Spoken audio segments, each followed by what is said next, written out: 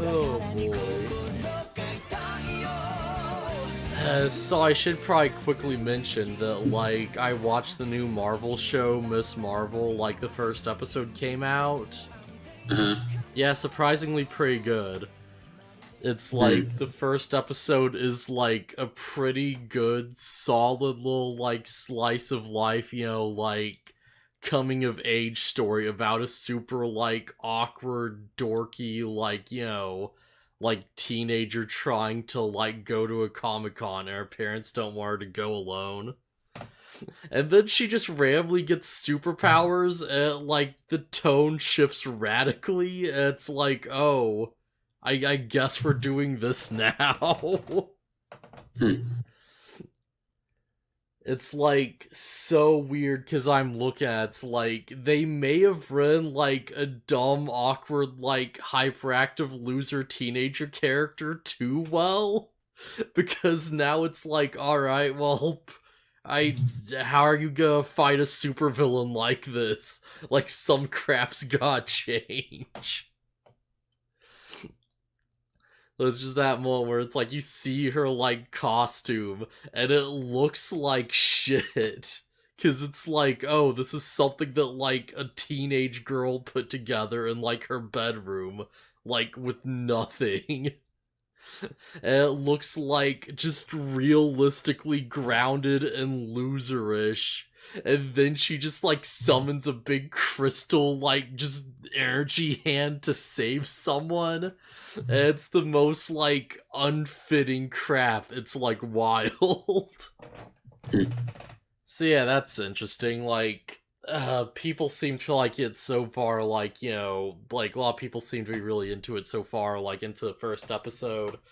I'm a bit concerned that, like, the two tones they have going are just not going to mix at all.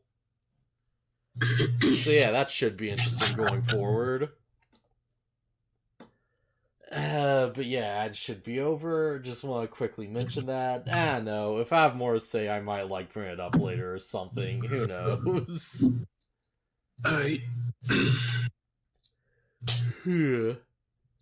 Although I should probably mention, it is, like, interesting that it's like, yo, this is the first, like, Muslim superhero, I think, just straight up from, like, Marvel. And, like, yeah, they just go all in with it. Miss Marvel's Muslim? Oh, yeah. Didn't know that. Yeah, I should point out it's like Miss Marvel, not Captain Marvel. There's, like, a very, like, just clear difference.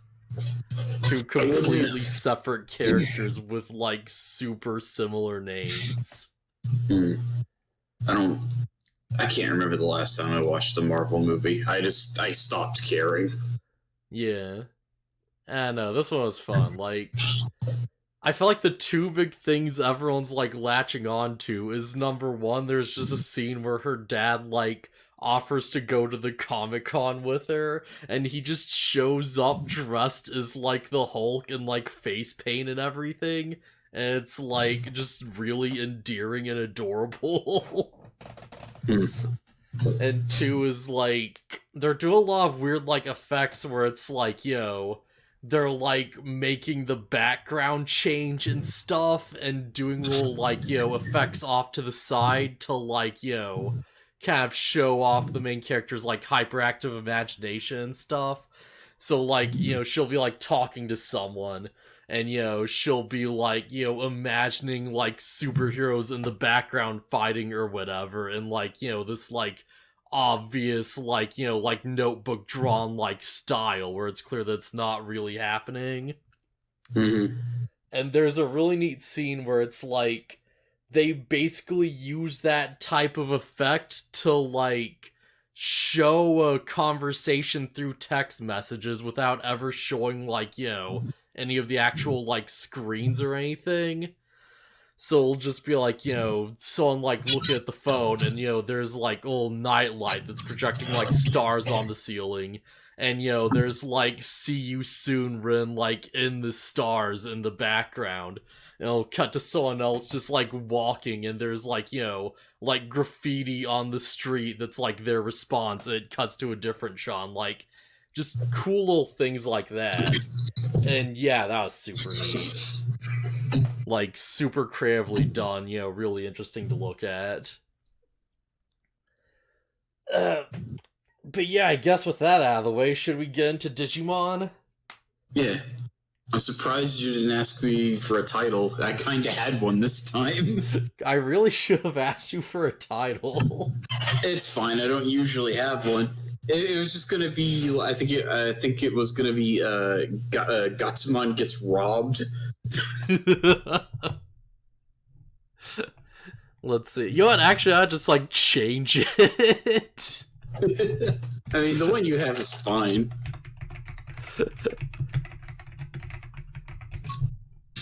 Okay, and done. Nice. You know what? Screw it. I'll probably just use that for the episode because, well, so I gotta throw up for it. Yeah, because you do different titles for the. Yeah, and it's always like, I don't want to say like hard or difficult, but it's always like, yo, takes a minute to stop and be like, crap, what do I actually call this thing? Yeah, you just use that one for the Gatsumon episode. Oh man.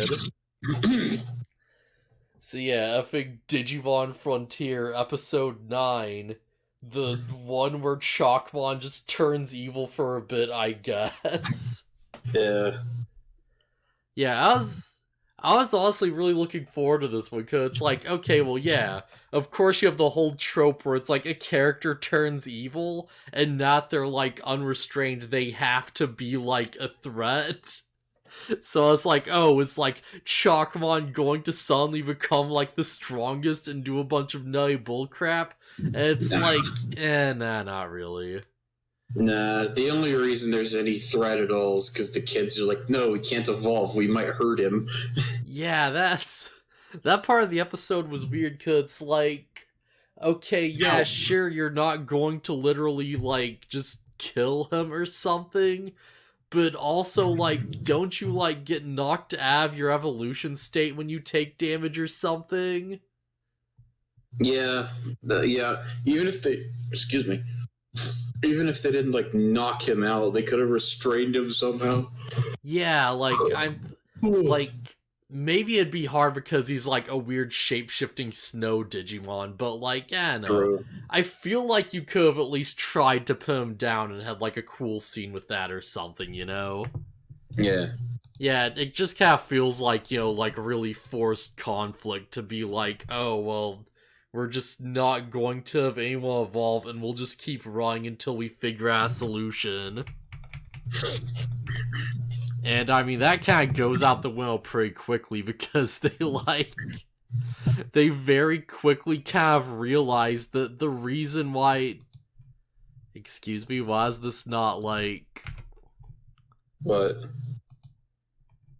No, image file's not working for some reason.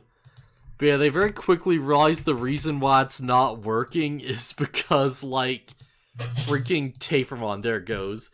Tapermon is just giving him, like, a nightmare and mind controlling him. Yeah, and of like, course, okay, it's under Cherubimon's influence. It lost its holy ring. Oh man, I understand being under the influence. Do you have to be under the influence and also lose the ring? Well, the holy ring would probably protect him from it. Would it? Okay, sure. Yeah, it seems like an extra step they don't really need to take, but alright. The holy rings, as far as I can tell, when they come up in Digimon lore, are like really powerful artifacts. So if it, like, hence Gatomon losing all of her ability to fight throughout most of 02. This super powerful holy artifact that just exists on this random rookie that does nothing but eat dreams. I mean, it exists on a lot of Digimon. Oh yeah. They can be, like, just destroyed by a Unimon stepping on it, except for when it's not. I don't know, man. I still can't gore that, because I swear in Adventure 2 there's, like, a crunching noise when he steps on it. and It it just shows up later. Well, it doesn't show it being destroyed. It does show it being dented.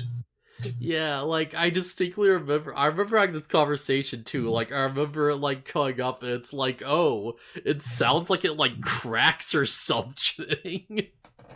It's like, geez, that's just gone, and then it's just not, and it's like, alright, O2 continuity is still not great, even inside of O2. Oh, man. But yeah, like, Tamiya's nightmares, because, like, first off, they go on the TV forest, and it's, like, this nice little moment of, like, oh yeah, you can, like, see into the real world for a second, and, yeah, here's, like, Tomoki's, like, mom, and she's, like, worried about him or whatever, seemingly.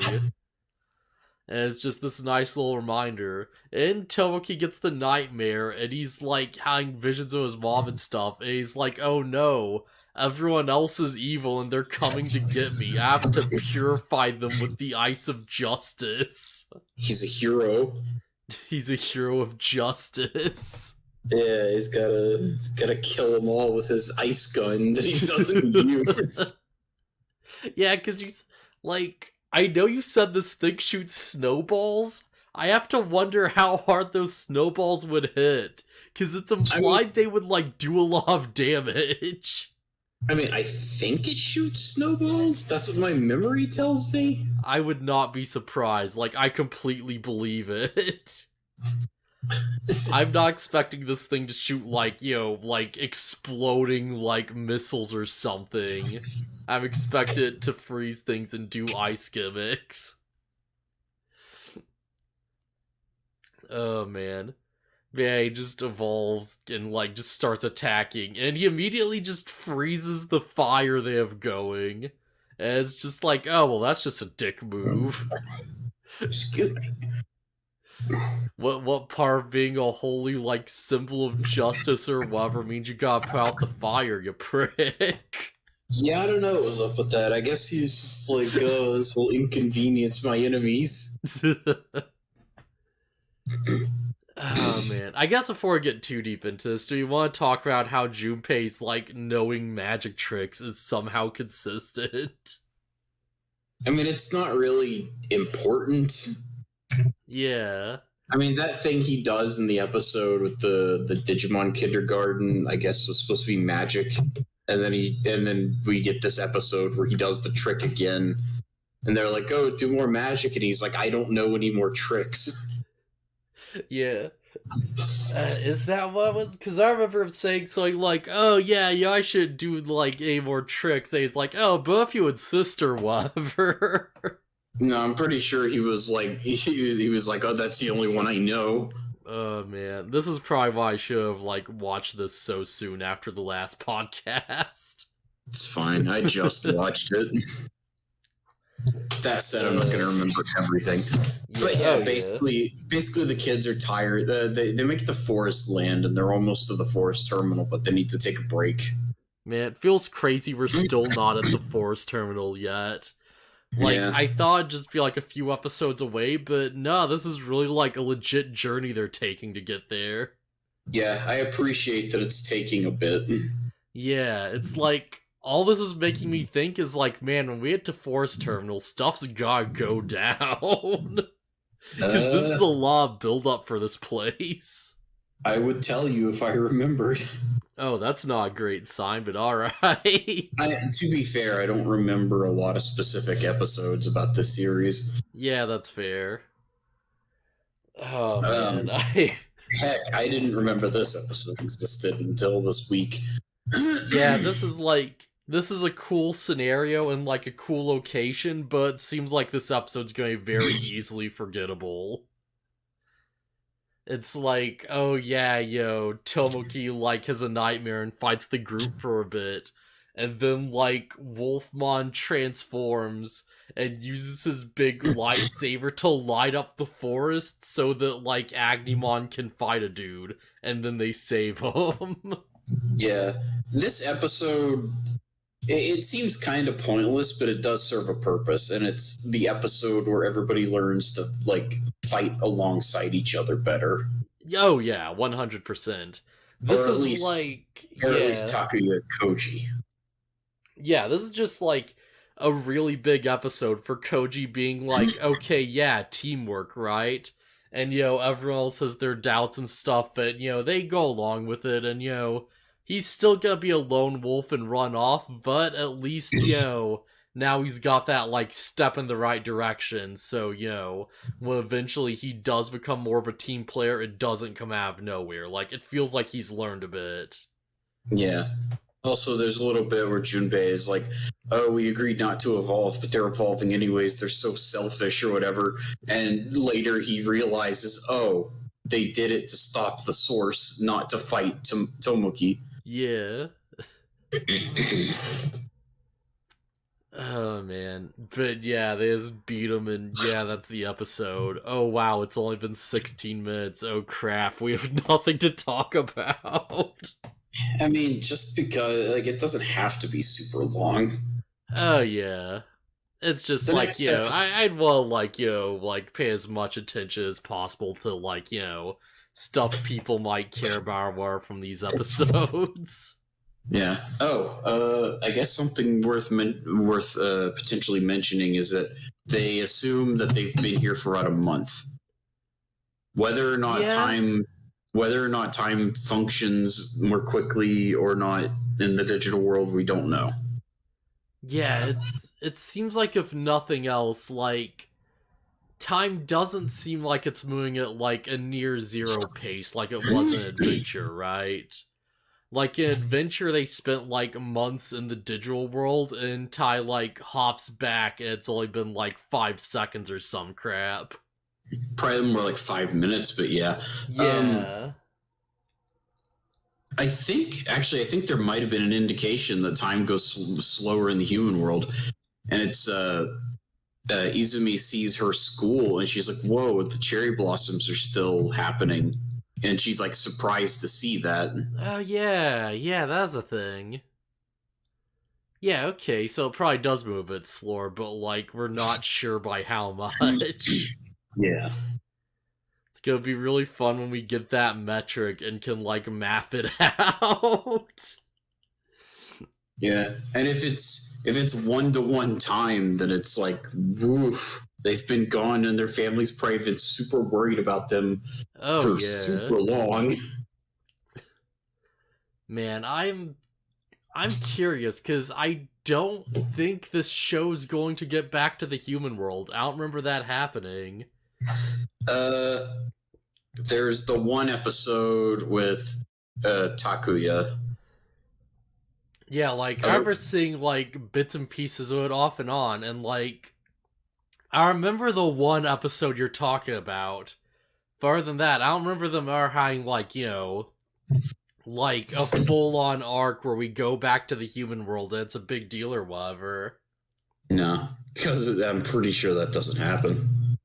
Oh boy, that's I'm pretty sure interesting. Yeah, I think Frontier spends most of its time in the digital world. Yeah. But yeah, I think, like, yeah, I guess Chakmon's just still not that powerful, but at least he's strong enough to kill a person, presumably. Yeah, well, I mean, he shoots ice at a tree and it cuts it in half. Jeez, okay, yeah. So, yeah. Yeah, that's probably not good.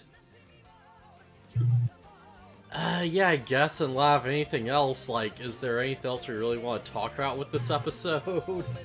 Nah. It's fine. The next episode has plenty to talk about. Yeah, fair enough.